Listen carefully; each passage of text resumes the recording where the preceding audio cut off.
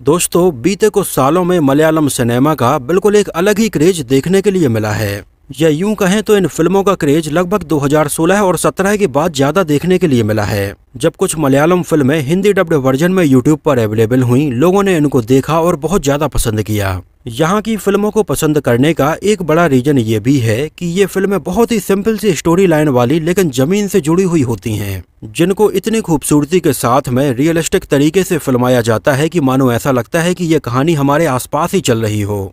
अभी 2024 चल ही रहा है और ऐसे में आवेसम, मंजूमल बॉयज और द गुड लाइफ जैसी फिल्में बहुत ज्यादा पसंद की गईं, जिन फिल्मों ने मलयालम सिनेमा में पिछले सारे कमाई के रिकॉर्ड तोड़ दिए हैं। और आज आलम यह है कि मलयालम सिनेमा के ऊपर लोग आंख बंद करके भरोसा करने लगे हैं और मलयालम सिनेमा ने लोगों का इतना भरोसा जीता है कि अगर हम इसके हीरो को नहीं जानते हैं, हीरोइन को नहीं जानते हैं, लेकिन हमें बस इतना पता हो कि ये मलयालम फिल्म है, तो हमें ये यकीन हो जाता है कि ये बेहतरीन ही होगी। और वाकई में यहाँ की फिल्में हीरो और हीरोइन को ध्यान में रखकर नहीं बल्कि कहानी को ध्यान में रखकर बनाई जाती हैं। मलयालम फिल्म इंडस्ट्री ऐसी इंडस्ट्री है जो अपने कल्चर को बहुत अच्छे से अपने आप में समेटे हुए है। इनके हीरो आज भी पर्दे पर लुंगी पहने हुए बड़े ही साधारण से लुक में नजर आते हैं और हीरोइन आज भी साड़ी पहने हुए अपने बालों में गजरा लगाए हुए नजर आती हैं। तो मलयालम इंडस्ट्री भले ही इतने आगे बढ़ गई हो, लेकिन इन्होंने अपने कल्चर को नहीं छोड़ा है। लेकिन वहीं दूसरी तरफ अगर बॉलीवुड फिल्मों के ऊपर एक नज़र डालें तो ये पूरी तरह से हॉलीवुड फिल्मों की नकल करने में लगे हुए हैं। यहाँ की फिल्में, इनकी कहानी, एक्टर और एक्ट्रेस के द्वारा पहने जाने वाले कपड़े पूरी तरह से वेस्टर्नाइज होते जा रहे हैं। और शायद यही एक रीजन है कि बॉलीवुड फिल्मों से लोग 70s, 80s, 90s और यहाँ तक कि 2000 के बाद तक की फिल्मों से कनेक्ट करते हैं। लेकिन उसके बाद तो यहाँ पर इतनी ज्यादा गंदगी परोसी जाने लगी कि फिल्मों को देखने का मन तक नहीं करता है। हालांकि ये अलग बात है कि साल में आज भी बॉलीवुड में 2-4 फिल्में अच्छी आ रही हैं। खैर, बॉलीवुड को छोड़ते हैं, यहाँ तो पता नहीं चीजें कब तक ठीक होंगी। एक नज़र हम इस वीडियो में डालते हैं मलयालम सिनेमा के ऊपर। मलयालम इंडस्ट्री एक समय एडल्ट फिल्मों के लिए बदनाम थी, जहां पर बहुत सारी मल्लू आंटी वाली फिल्में बना करती थीं। और उस समय मलयालम इंडस्ट्री में बनने वाली ज्यादातर मल्लू एरोटिक फिल्में दूसरे स्टेट्स में बहुत ज्यादा लोग देखते थे। और ये कोई बहुत पुरानी बात नहीं है, ये लगभग 2000 से लेकर 2010 के बीच की ही बात है, जब मलयालम सिनेमा में इस तरह की बहुत सारी सॉफ्ट एरोटिक मल्लू फिल्में बना करती थीं। देखा जाए तो उस समय ये मलयालम सिनेमा का सबसे डार्केस्ट फेज था। उस समय मलयालम सिनेमा में अच्छी फिल्में नहीं आ रही थीं। मोहनलाल और मम्मूट्टी जैसे सुपरस्टार बहुत सारी फिल्में बना रहे थे, लेकिन इन फिल्मों की कहानी बिल्कुल पुराने पैटर्न की ही होती जा रही थी। इनमें कोई भी नयापन और कोई भी नई चीज नहीं थी और ये फिल्म इंडस्ट्री बिल्कुल नेगेटिव में जा रही थी। मलयालम जो भाषा है वो केरल में बोली जाती है और यहाँ की आबादी लगभग 3.5 करोड़ के आसपास है। और केरला में बनने वाली मलयालम भाषा की फिल्मों को मॉलीवुड के नाम से जाना जाता है। एक्चुअली मलयालम फिल्म इंडस्ट्री बहुत पुरानी है और यहाँ पर बहुत सालों से फिल्में बनती आ रही हैं। लेट 80s तक कोच्चि में बहुत बड़े फिल्म स्टूडियो नहीं थे और उस समय ज्यादातर फिल्में चेन्नई में शूट की जाती थीं। एक्चुअली उस समय चेन्नई केवल मलयालम फिल्मों के लिए ही नहीं, पूरे साउथ इंडियन फिल्मों के लिए एक हब हुआ करता था। उस समय चेन्नई में बहुत पहले से ही बड़े बड़े स्टूडियो थे और अलग अलग भाषाओं की फिल्में यहाँ पर शूट होती रहती थीं। चाहे तमिल हो, तेलुगु हो, मलयालम हो, कन्नड़ा हो, ये सारी फिल्में यहीं पर शूट होती थीं। यहाँ तक कि उस समय चेन्नई में इतने बड़े बड़े स्टूडियो थे कि बहुत सारी हिंदी फिल्में भी यहाँ पर शूट होती थीं। लेकिन जब लेट 80s के आसपास मलयालम फिल्में और आगे बढ़ने लगीं, तब केरला के ही कोच्चि को फिल्मों का हब बनाया गया।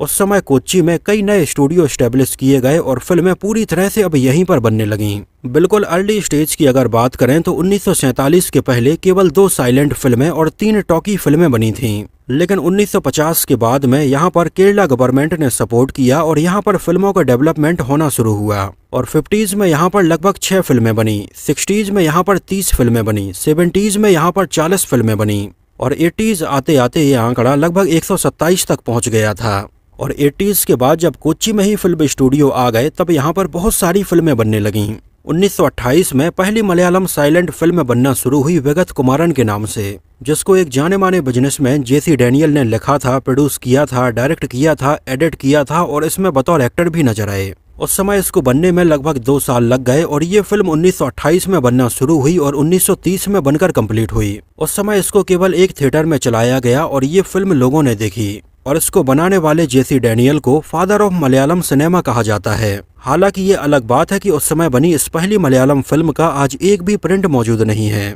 आगे चलकर मरथंडा वर्मा, बालन और निर्मला जैसी फिल्में भी बनाई गईं, लेकिन इस समय तक ये ज्यादातर फिल्में तमिल प्रोड्यूसर बना रहे थे। 1949 में बनी फिल्म वेलिना कास्तरम ऐसी पहली फिल्म थी जो पूरी तरह से केरला में बनी थी। 1951 में बनी फिल्म जीविता नौकम लगभग 20,000 रुपए के बजट में बनी थी, जिसमें ज्वाइंट फैमिली की प्रॉब्लम्स को दिखाया गया और ये फिल्म लोगों ने बहुत ज्यादा पसंद की। आगे चलकर इसी थीम पर कुछ और फिल्में बनी जिनमें एक गरीब परिवार की कहानी दिखाई गई। 60s में यहाँ पर बहुत सारी फिल्में किसी न किसी पॉपुलर नोवेल की कहानी पर बनने लगीं, जिनमें ज्यादातर फिल्मों की कहानी होती कास्ट और क्लास सिस्टम के ऊपर और ज्वाइंट फैमिली के ऊपर। 70s की जब शुरुआत हुई तो ये मलयालम सिनेमा में बिल्कुल एक नई वेव लेकर आया। इस समय तक यहाँ पर बहुत सारी सोशल फिल्में बनने लगीं। 1973 में आई फिल्म निर्मलयम को बेस्ट फीचर फिल्म का नेशनल अवार्ड भी दिया गया। इस समय तक यहाँ पर कई नए डायरेक्टर्स और एक्टर्स आ रहे थे और कई कमर्शियल फिल्में भी बनने लगी थीं। खासकर से इस डिकेड में लेबर क्लास को ध्यान में रखकर कई फिल्में बनाई गईं। जाने माने एक्टर जयन का मलयालम फिल्मों में एक्शन को लेकर बहुत बड़ा योगदान रहा। हालांकि जब जयन 1980 में फिल्म कोलिक्कम के लिए एक एक्शन सीन शूट कर रहे थे तब इसमें उनकी मृत्यु हो गई थी। एक्चुअली हुआ ये था कि जयन को एक मोटरसाइकिल से एक हेलीकॉप्टर के ऊपर लटकना था। हालांकि जब इस सीन को शूट किया गया तो पहले टेक में ही डायरेक्टर ने इसको ओके बोल दिया, लेकिन पता नहीं जयन को क्या हुआ, उन्हें लगा कि शायद ये सीन अच्छे से शूट नहीं हुआ है और उन्होंने डायरेक्टर से बोला कि एक और रीटेक लेते हैं। और जयन के इंसिस्ट करने के बाद इसका दोबारा से रीटेक लिया गया और जैसे ही वो हेलीकॉप्टर के ऊपर लटके हेलीकॉप्टर अनबैलेंस हो गया और क्रैश हो गया। ये उस समय केवल मलयालम फिल्म इंडस्ट्री ही नहीं बल्कि पूरी इंडियन फिल्म इंडस्ट्री के लिए बड़ी ही दुखद खबर थी। 80s का दौर जब शुरू हुआ तो यहाँ की फिल्मों की कहानी, इनके कैरेक्टर्स और स्क्रीन प्ले और भी अच्छे से लिखा जाने लगा। फिल्म की सिनेमेटोग्राफी, लाइटिंग और साउंड डिजाइन के ऊपर बहुत बारीकी से ध्यान दिया जाने लगा और इस समय तक बनने वाली ज्यादातर फिल्मों की कहानी बिल्कुल रियल लाइफ और डे टू डे लाइफ के जैसी ही रखी जाती। 80s में मलयालम सिनेमा के लिए मानो बिल्कुल एक नया दौर स्टार्ट हो रहा था। इसी डिकेड में मलयालम सिनेमा के दिग्गज एक्टर कहे जाने वाले मम्मूटी और मोहनलाल सर भी आए थे। इसके अलावा इसी डिकेड में प्रियदर्शन सर ने भी अपना डेब्यू किया था। कुछ बेहतरीन फिल्में उन्होंने बनाई और कुछ कॉमेडी फिल्में भी बनाई। तो एक हिसाब से अगर देखा जाए तो 80 के दशक में मलयालम सिनेमा की अच्छी खासी ग्रोथ होना शुरू हो गई थी। लेकिन जहां एक तरफ इस डिकेड में बहुत सारी आर्टिस्टिक मलयालम फिल्में बन रही थीं, तो वहीं दूसरी तरफ मिड 80s में यहाँ पर बहुत सारी सॉफ्ट कोर एरोटिक फिल्में भी बनने लगी थीं। ये बी ग्रेड फिल्में थीं और पूरी तरह से एडल्ट ऑडियंस के लिए बनाई जा रही थीं। एक तरह से अगर देखा जाए तो 80s में ये फिल्में मलयालम सिनेमा के पैरेलल सिनेमा बन गई थीं, जहां 1986 और 87 के आसपास तो इतनी सारी एरोटिक फिल्में देखने के लिए मिली कि इन फिल्मों के आगे बहुत सारी अच्छी मलयालम फिल्में भी दब गईं। एक्चुअली उस समय इन फिल्मों में नई जनरेशन काम कर रही थी और ज्यादा पैसा कमाने के चक्कर में ये फिल्में बहुत सारी बन रही थीं। 90s का दौर आया। इस समय तक मोहनलाल सर, मम्मूटी सर और प्रियदर्शन अपने बिल्कुल पीक पर थे। फाजिल ने इस समय मनी चित्राथजू जैसी बेहतरीन फिल्में बनाई थी। इसके अलावा सिद्दीकी लाल भी बहुत अच्छी फिल्में बना रहे थे। कई बेहतरीन कॉमेडी फिल्में और सीरियस फिल्में भी इस डिकेड में रिलीज हुई और इस डिकेड में सॉफ्ट एरोटिक फिल्मों का क्रेज थोड़ी कम हो गया। एक्चुअली हुआ ये था कि इस समय तक सेंसर बोर्ड ने भी ऐसी फिल्मों के ऊपर लगाम लगाई थी। 1997 में आई फिल्म गुरु को इंडिया की तरफ से ऑस्कर की ऑफिशियल एंट्री के तौर पर भेजा गया। तो ओवरऑल मलयालम सिनेमा के लिए 90 का दशक बहुत अच्छा रहा। लेकिन जैसे ही 2000 की शुरुआत हुई, नई जनरेशन आई और यहाँ पर नई फिल्में देखना लोगों ने स्टार्ट किया। उस समय इस बदलते हुए दौर में कई अच्छी मलयालम फिल्में भी नहीं चल पा रही थीं।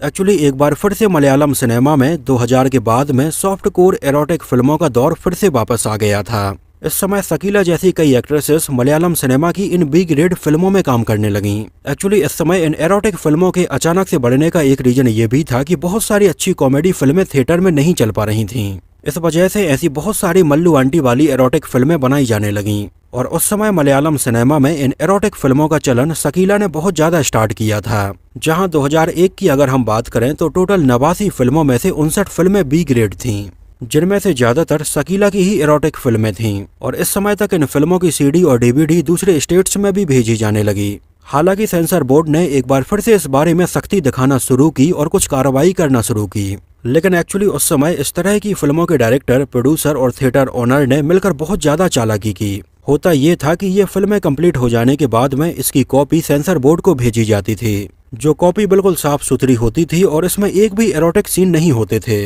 लेकिन इन फिल्मों के डायरेक्टर और प्रोड्यूसर इन फिल्मों के लिए बहुत सारे एरोटिक सीन अलग से शूट करते थे, जिन सीन्स को वो कट करके सेंसर बोर्ड को भेज देते थे। लेकिन जब सेंसर बोर्ड इसको पास कर देता था तो इन सीन्स की अलग से सीडी वो थिएटर ओनर को देते थे और थिएटर ओनर इसको बीच में प्ले करता था। तो इस तरह से उस समय सेंसर बोर्ड से पास होने के बाद भी बहुत सारी फिल्मों में ऐसे कई एरोटिक सीन देखने के लिए मिले। और 2000 से लेकर 2010 के बीच की बात करें तो कई बेहतरीन फिल्में नहीं चलीं और मलयालम सिनेमा इसकी वजह से पूरा गर्त में जाने लगी। जहां एक समय मलयालम सिनेमा की इतनी बेहतरीन फिल्में बनाने के लिए तारीफ हो रही थी, तो वहीं 2000 से लेकर 2010 के बीच में पूरे मलयालम सिनेमा को केवल मल्लू आंटी वाली फिल्मों के लिए याद किया जाता है। और इन फिल्मों के बहुत सारे सीन्स यहाँ से पायरेटेड वर्जन में तमिल, तेलुगु, कन्नड़ा और हिंदी ऑडियंस तक भी जाते थे। यहाँ तक कि मलयालम फिल्म इंडस्ट्री इस समय इतनी ज्यादा बदनाम हो गई थी कि यहाँ की फिल्मों के बहुत सारे एरोटिक मल्लू आंटी वाले सीन हिंदी में, तमिल में और तेलुगु फिल्मों के बीच में भी रखे जाने लगे थे। मतलब 2000 से लेकर 2010 के बीच में जो पीरियड था वो मलयालम सिनेमा के लिए बिल्कुल डार्केस्ट पीरियड था। लेकिन 2010 के बाद में एक बार फिर से यहाँ पर नई जनरेशन आई, नई तरह की फिल्में बनना शुरू हुई। एक्चुअली इस समय नई जनरेशन ने भी इन बी ग्रेड फिल्मों में अपनी दिलचस्पी नहीं दिखाई और कई एक्सपेरिमेंटल फिल्में बनाने में अपनी दिलचस्पी दिखाई। और इस डिकेड में मलयालम फिल्म इंडस्ट्री ने कई नए ट्रेंड एस्टेब्लिश किए। और अगर देखा जाए तो 2010 से लेकर 2020 के बीच का जो दौर है उसी ने मलयालम सिनेमा को और यहाँ की फिल्मों को पूरे देश में और देश के बाहर भी पहचान दिलाई है। इस समय तक नई जनरेशन के एक्टर, डायरेक्टर, सिनेमेटोग्राफर और इसके म्यूजिक कंपोजर नई टेक्नोलॉजी का यूज करते, लेकिन अपनी जमीन से जुड़ी हुई कहानियों को नहीं छोड़ते।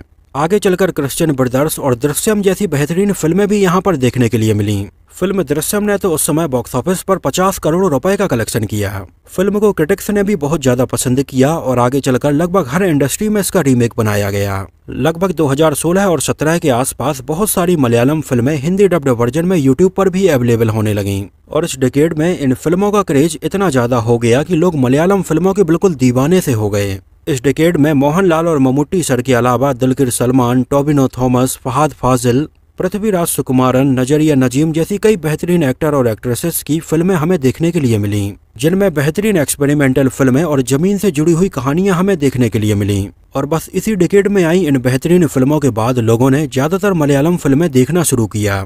और 2020 के बाद तो आप देख ही रहे हैं कि हर मलयालम फिल्म कितनी ज्यादा एक्सपेरिमेंटल होती जा रही है। यहाँ पर बिल्कुल ही नए डायरेक्टर्स हैं, एक्टर हैं, एक्ट्रेसेस हैं, सिनेमेटोग्राफर हैं, जिनकी उम्र लगभग 22-23 साल की है, लेकिन यहाँ पर ये लोग बहुत सारे एक्सपेरिमेंट कर रहे हैं। और मलयालम सिनेमा में नई जनरेशन का ये एफर्ट हमें साफ साफ दिखाई भी दे रहा है।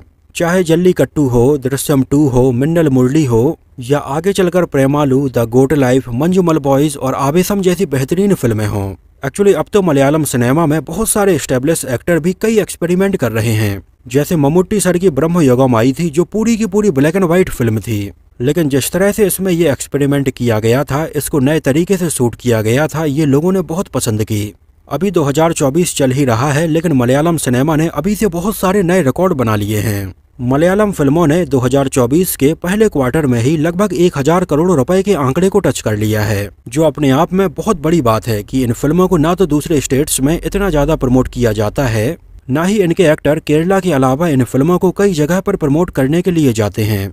लेकिन फिर भी ऑडियंस मलयालम फिल्मों का इंतजार करती है और इन फिल्मों को देखना पसंद करती है। खैर, अभी तो मलयालम सिनेमा की ये शुरुआत है, अभी तो यहाँ पर एक से बढ़कर एक फिल्में देखने के लिए मिलने वाली हैं। जाने माने एक्टर फहाद फाजिल ने अपने एक इंटरव्यू में कहा था कि मलयालम सिनेमा का ये बिल्कुल गोल्डन पीरियड चल रहा है। इस समय मलयालम सिनेमा में जितने भी एक्सपेरिमेंट कोई करना चाहता है वो आसानी से कर सकता है और ये फिल्में जरूर चलेंगी। और वाकई में ये हर आने वाली मलयालम फिल्म में हमें नजर आ रहा है कि इनमें कितने ज्यादा एक्सपेरिमेंट किए जा रहे हैं। मैं तो मलयालम फिल्मों का और इन फिल्मों में दिखाई जाने वाली सिंपलिसिटी का बहुत बड़ा फैन हूँ। मुझे तो मलयालम फिल्में बहुत ज़्यादा पसंद हैं। आप लोगों का मलयालम सिनेमा के बारे में और यहाँ की फिल्मों के बारे में क्या कहना है, हमें कमेंट सेक्शन में ज़रूर बताना। और आपने सबसे पहले कौन सी मलयालम फिल्म देखी थी और अभी तक कौन सी आपकी फेवरेट मलयालम फिल्म है, हमें कमेंट सेक्शन में ज़रूर बताना। तो इस वीडियो में इतना ही। अगर ये वीडियो आपको पसंद आया हो, मेरी मेहनत आपको पसंद आई हो, तो इसको प्लीज़ लाइक करके मुझे इस बात का जवाब जरूर दीजिए। तो मिलते हैं किसी नए वीडियो में कुछ और ऐसी ही इंटरेस्टिंग और रोचक बातों के साथ।